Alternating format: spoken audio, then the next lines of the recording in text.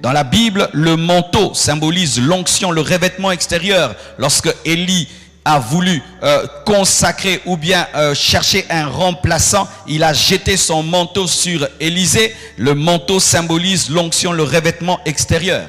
Dans la parole de Dieu, le blé symbolise la parole, la sémence divine. Le roc symbolise Jésus, la fondation de nos vies. Le bois vert représente Jésus. Le bois sec représente l'homme. Il a dit, si moi qui suis un bois vert, on me fait ceci, et vous qui êtes des bois secs. Le sel représente le chrétien, représente l'église, car nous sommes le sel de la terre qui stoppe la pourriture et qui donne le goût au monde. La lumière représente Jésus. Alléluia. La lampe représente toujours la parole, représente toujours le Saint-Esprit, représente aussi le chrétien. L'huile dans la parole de Dieu représente la puissance du Saint-Esprit, l'onction du Saint-Esprit. Amen. Mais dans le satanisme, voici certains signes. Je ne suis pas là pour donner tous les signes, mais que vous devez connaître. Ça va vous aider, 1, à les éviter, 2, à aider ceux qui sont sous l'emprise de ces signes et ceux qui des fois portent ces signes sans savoir. Mais il y a des signes qui sont inévitables. C'est-à-dire tu entres dans tous les avions du monde, si tous ont ces signes-là et tu dois aller voyager, que vas-tu faire? Tu vas seulement prier. Amen. Hein? C'est comme le dollar. Dans le dollar, il y a un signe démoniaque, mais tout le monde utilise le dollar. Qu'est-ce que tu fais? Tu pries pour ça. Amen. Voici un premier signe, la croix brisée. Ce signe, c'est une croix, mais qui est renversée et qui est comme le signe de la Mercedes. Vous voyez, le signe de la Mercedes. Souvent, on la présente comme un signe de paix. Lorsqu'ils font des marches de la paix, vous voyez, ils portent des polos avec une croix renversée. Elle descend comme ça et puis il y a des barres qui passent comme ça. Amen. Prochainement, on va commencer à prêcher avec des rétro-projets. Des rétros là, j'ai seulement ça, je ne sais pas comment faire. Donc, des fois, c'est une ligne qui descend comme ça et puis qui se brise comme ça. Des fois, il y a trois barres et des fois, il n'y a que 2. Mais ça symbolise la croix brisée ou la croix renversée où il s'oppose à l'œuvre de la croix, il s'oppose à l'évangile, il s'oppose à Jésus. Et alors, allons-nous refuser d'utiliser les Mercedes? Est-ce que si je conduis une Mercedes, je suis occultiste et sataniste? Alléluia. Mais je dois prier pour cette voiture-là. Amen. Hein? Je dois prier pour cette voiture-là. Et reconnaître qu'il y a une marque. Et prier dessus. Et aussi, il y a ce qu'on appelle la croix gammée. Ou la croix hitlérienne. C'est une croix avec 2 S qui se croisent. C'est-à-dire 2 S mais qui font une croix. Et ça dit aussi Satan 2 fois. Ce qui veut dire aussi que les nazis étaient des occultistes et des satanistes. La puissance qui était derrière le nazisme était une puissance démoniaque et maléfique. Et la haine qu'ils ont eue pour le peuple juif n'était pas seulement une haine politique, mais une haine spirituelle que le diable a contre le peuple de Dieu. Amen. Aussi, le S dans le satanisme symbolise Satan. Et des fois, il le cache dans un 5 parce que le S et le 5, des fois, se ressemblent. Il y a aussi un autre signe que les femmes, des fois, portent comme bijou. Une main. Tu vois des femmes qui portent des fois des bijoux avec une main comme ça. On appelle ça la main de Fatima. Et Fatima, c'est l'une des filles de Mahomet. Mais dans l'occultisme, c'est une déesse. Et il y a même des chansons sur Fatima.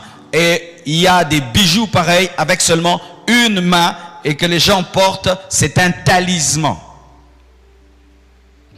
Lorsque je suis allé aux États-Unis, il y a devant le Capitole et à côté de la Maison Blanche, quelque chose qu'on appelle l'obélix.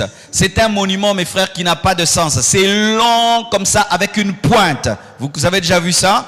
Même à la télévision. C'est très long et avec une pointe qui regarde vers le ciel. C'est un signe occulte, démoniaque des francs-maçons qui représente l'organe génital de l'homme qui est brandi vers le ciel. C'est une insulte à Dieu, c'est une rébellion à Dieu et ça rappelle aussi la tour de Babel. Et quand même quelqu'un survole Washington et tu vois comment ils ont créé, ils ont bâti Washington, ce sont des signes démoniaques. Donc toutes les lignes et tout le reste, les avenues, les rues ne sont pas faites au hasard, mais les architectes ont planifié que la ville ressemble à un pentacle. C'est quand vous voyez des gens, ils quittent ici, va là-bas, ils n'arrivent plus à prier. Vous qui voulez aller en Europe, vous devez garder votre spiritualité car vous sentirez une lourdeur satanique démoniaque parce que même les villes sont construites en fonction des signes démoniaques. Mais quand tu marches dans les avenues, tu ne vois pas. Mais si tu prends un hélicoptère, tu regardes, mais tu vois que chaque chose est placée à un endroit précis selon l'architecture, mais avec un but que ce soit un aéroport des démons. Et malheureusement, dans notre pays, lorsque tu vois au niveau de Victoire, il y a aussi quelque chose comme ça et on a écrit clairement des signes démoniaques sataniques, pas à Victoire, au niveau de la gare centrale. Au niveau de la gare centrale, ce monument qui est de là est un monument démoniaque satanique à la gare centrale. Alléluia. Je demande même au président de casser ça. Amen. Hein? Renverser les hôtels, c'est faire ça. Amen. L'obélix. Il y a aussi le compas et l'équerre.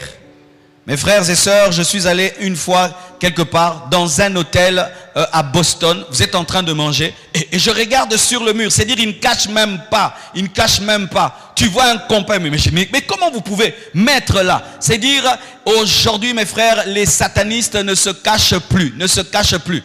Et quand tu vois un compas, un équerre, ça veut rien dire, non? Un compas, on utilisait un compas à l'école, on utilisait l'équerre à l'école. Mais eux, quand ils mettent le compas et l'équerre, c'est une manière pour eux de pouvoir s'identifier.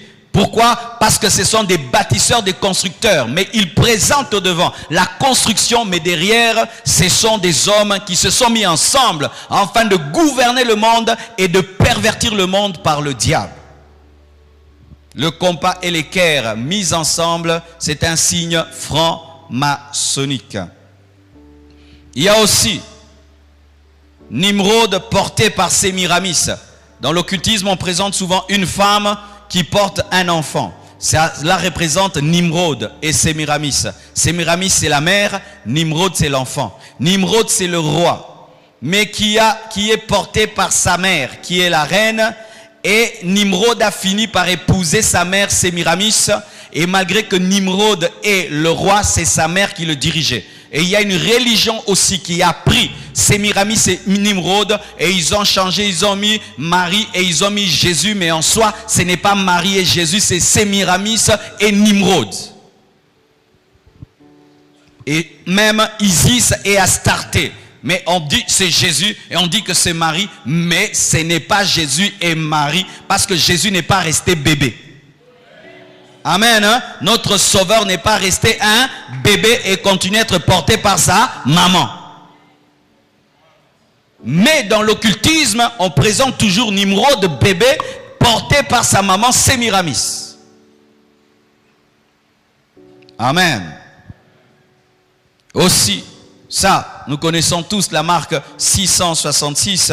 Lorsque vous lisez la Bible, vous avez le verset pour cela. J'en ai souvent parlé. Mais pour ceux qui n'ont pas le verset, vous pouvez lire cela dans Apocalypse 13, verset 17 à 18. La Bible dit « Et que personne ne peut acheter ni vendre sans avoir la marque, le nom de la bête ou le nombre de son nom. » C'est ici la sagesse. Que celui qui a de l'intelligence calcule le nombre de la bête, car c'est un nombre d'hommes et son nombre est 666. 666. Mais sachez mes frères que Satan cache le 6 dans beaucoup de choses. Même dans les 3 W que nous utilisons pour les sites internet, les 3 W, c'est aussi 6. Parce que dans la chiffrologie, W, c'est 6. Même XXX, c'est 666. Parce que X aussi, c'est 6.